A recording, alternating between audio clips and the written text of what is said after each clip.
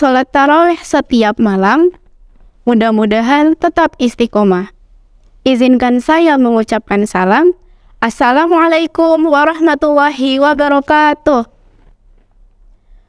Alhamdulillahirrabbilalamin. Wassalatu wassalamu ala ashrafil anbiya'i wal mursalin. Wa ala alihi wa sahbihi ajma'in. Amma ba'du. Pertama-tama, marilah kita panjatkan puja dan puji syukur kita kepada Allah Subhanahu wa Ta'ala, karena berkat limpahan rahmat dan karunia-Nya, kita masih dipertemukan dengan bulan yang penuh berkah ini, yakni bulan Ramadan. Shalawat serta salam tak lupa kita hanturkan kepada baginda Nabi besar kita, Nabi Muhammad Sallallahu Alaihi Wasallam. Teman-teman sekalian yang dirahmati Allah Subhanahu wa Ta'ala, hari ini saya mau menyampaikan sedikit materi mengenai iffah dan izzah. Apa sih itu iffah dan izzah? Izzah artinya kesucian dan kehormatan, sedangkan iffah cara menjaga kesucian dan kehormatan. Nah teman-teman, saya mau ngajak teman-teman sekalian buat merenungkan sedikit apakah selama kita hidup ini sudah mensyukuri apa yang Allah berikan kepada kita. Apakah yang kita lakukan sudah lillahi ta'ala karena Allah Subhanahu wa Ta'ala? Karena teman-teman, seringkali di dalam hidup ini kita sibuk mencari pengakuan dan pencapaian dari makhluknya, dari orang lain. Padahal Allah Subhanahu wa Ta'ala merupakan penjamin dan juga pendengar yang paling setia kepada kita. Teman-teman sekalian, berharap kepada manusia yang fana itu ialah sia-sia. Dan berharap kepada makhluk yang seperti itu merupakan kekecewaan yang tertunda. Teman-teman sekalian, Allah Subhanahu wa Ta'ala menyampaikan surat cintanya melalui Nabi Muhammad Sallallahu Alaihi Wasallam dalam surat Al-Baqarah ayat 186. A'udzu billahi minasyaitonir rajim. Wa iza sa'alaka ibadi anni fa inni qarib ujibu da'watad da'i iza da'an falyastajibuni wal yu'minu bi la'allahum yarshudun. Yang artinya, dan apabila hamba-hambaku bertanya kepadamu Muhammad tentang aku, maka sesungguhnya aku dekat. Dan aku mengabulkan permohonan orang yang berdoa apabila ia berdoa kepadaku. Maka hendaklah ia memenuhi perintahku dan beriman kepadaku, agar ia selalu berada dalam kebenaran. Nah teman-teman, Allah Subhanahu wa Ta'ala itu sebenarnya udah mengirimkan undangan agar kita itu mau curhat kepada Allah, mau meminta kepada Allah, karena Allah itu senantiasa mengabulkan doa-doa hambanya.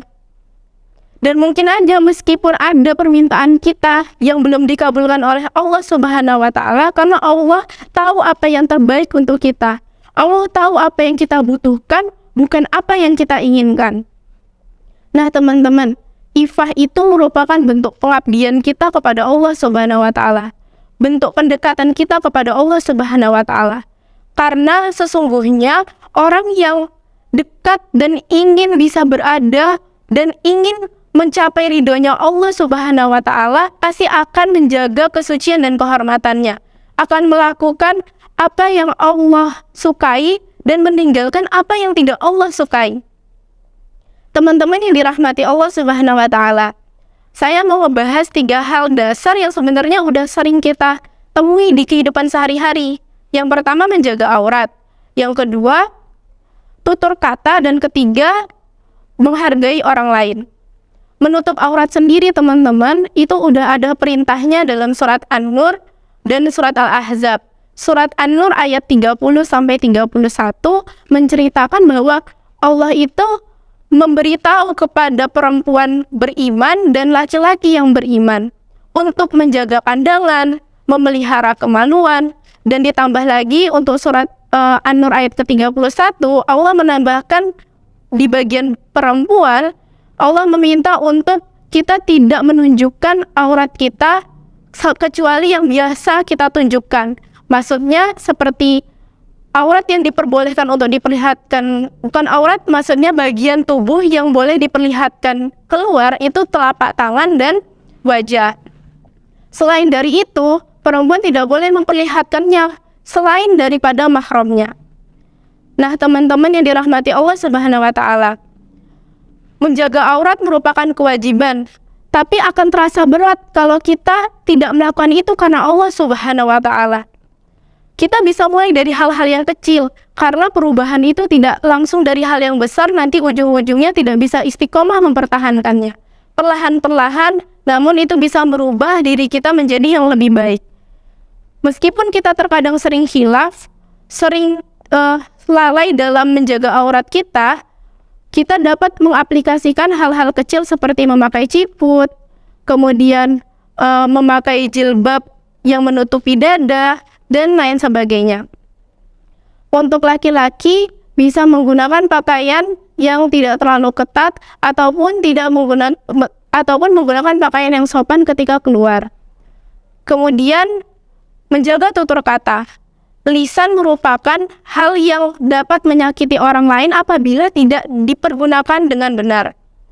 Lisan yang baik akan mengantarkan kita kepada surganya Allah, dan lisan yang buruk justru akan memasukkan kita jauh ke dalam nerakanya Allah Subhanahu wa taala. Karena apapun yang kita lakukan dan apapun yang kita katakan akan dipertanggungjawabkan di yaumil akhir kelak. Yang terakhir, menghargai orang lain. Kalau kita ingin dihargai, maka kita pun harus menghargai orang lain.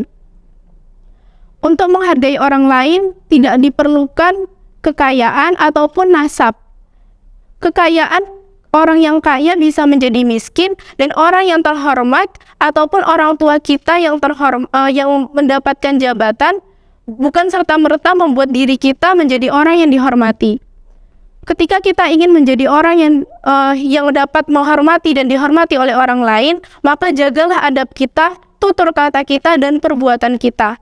Karena orang yang benar-benar berilmu dan orang yang berilmu sejati itu adalah orang yang menempatkan adab di atas ilmunya. Saya rasa sekian aja dari saya, dan mudah-mudahan ini bisa jadi reminder buat saya dan teman-teman sekalian. Nun wal qalami wa ma yasturun. Wassalamualaikum warahmatullahi wabarakatuh.